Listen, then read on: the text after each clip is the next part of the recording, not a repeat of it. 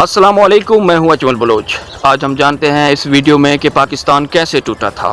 क्या कोई जर्नैलों का ज़्यादा उसमें वजह था या हुकूमतें कुछ ऐसी थी, क्या उनको हक पूरा मिल रहा था या नहीं, इस वीडियो में हम जानेंगे।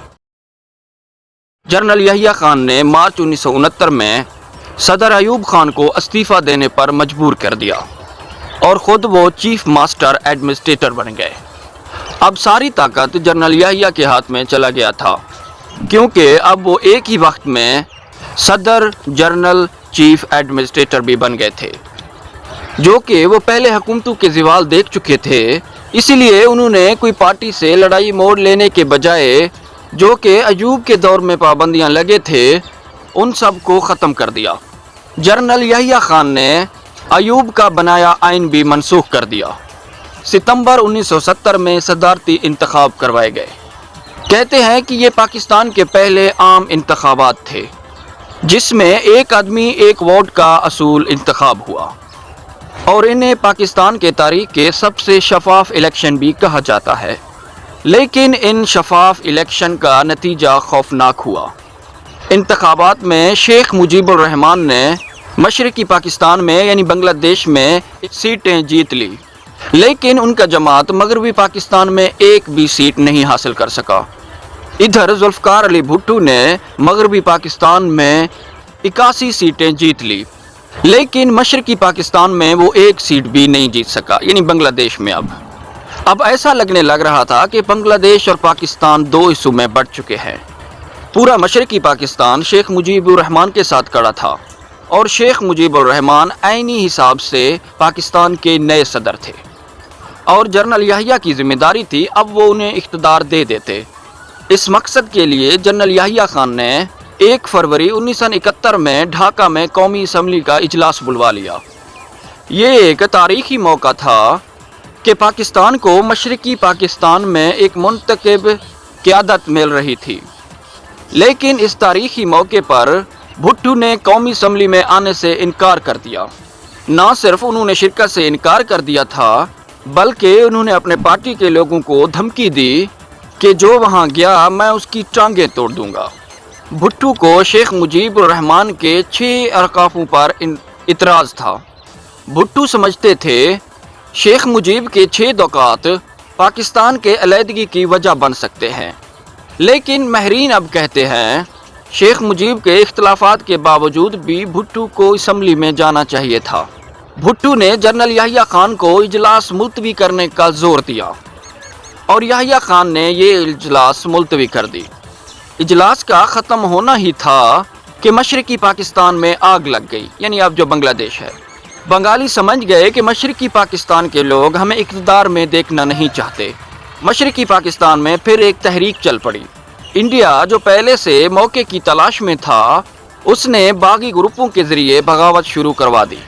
इन सब गिरोहों ने पाक फ़ौज या जो वहाँ के लोग मगरबी पाकिस्तान के हामी थे, उन सब पर हमले करवाना शुरू कर दिए थे। ये पाकिस्तान बचाने का आखिरी मौका था। अगर इस वक्त भी एक इजलास बुलाया जाता, सीट जीतने वाले को इक़्तिदारात दे दिए जाते, तो शायद आज पाकिस्तान न टूटता। और जनरल यहिया खान ने ऐसे करने के बजाय फ़ौजी एक्शन शुरू कर दी। ये फ़ौजी एक्शन भुट्टो समेत तमाम बड़े जमातों के पार्टियों ने हिमायत की। पाक फ़ौज ने बगावत करने वाले ग्रुपों को 9 माह ही में कुचल कर रख दिया। लेकिन इस फ़ौजी एक्शन के नतीजे में नफ़रत की आग हद से ज़्यादा हो गया था। दूसरी तरफ इंडिया ने अपने प्लान को नाकाम होते हुए देखा, तो मशरकी पाकिस्तान के बॉर्डर पार करके हमला कर दिया, और पाक फ़ौज हर तरफ से घेराव में आ चुकी थी। ज़मीनी जोग्राफिया भी हमारे खिलाफ था।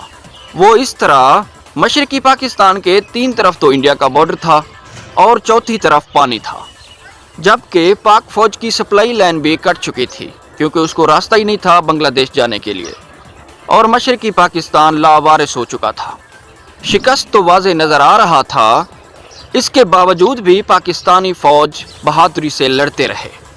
अपने वतन की खातिर हज़ारों नौजवान शहीद हो गए। लेकिन ये एक हारी हुई जंग थी, और पाकिस्तान के तारीख की सबसे बड़ी शिकस्त थी। और यूं 90,000 फौजी भारत के कैदी बन गए। मुल्क अब टूट चुका था। پاکستان اب ایک ہی پاکستان رہ چکا تھا جو اب کے پاکستان ہے۔ ملک توڑنے میں کوئی ایک شخص کا تو ہاتھ نہیں ہے، لیکن سب سے زیادہ جنرل یحییٰ خان کو ہی ذمہ دار ٹھہرایا جاتا ہے۔ وہ اس طرح کہ اگر جنرل یحییٰ خان جیتنے والے کو اس وقت اقتدار دے دیتے تو شاید پاکستان ٹوٹنے سے بچ جاتا، کیونکہ صدر اور چیف مارشل منسٹر کی ذمہ داری تھی کہ سب کو اپنے اقتدار کے مطابق، اپنے سیٹوں کے مطابق ان کو حق دینا تھا، لیکن انہوں نے ایسا نہیں کیا۔ لیکن بعد میں جنرل یحییٰ خان نے سب اقتدار بھٹو کو دے دیے۔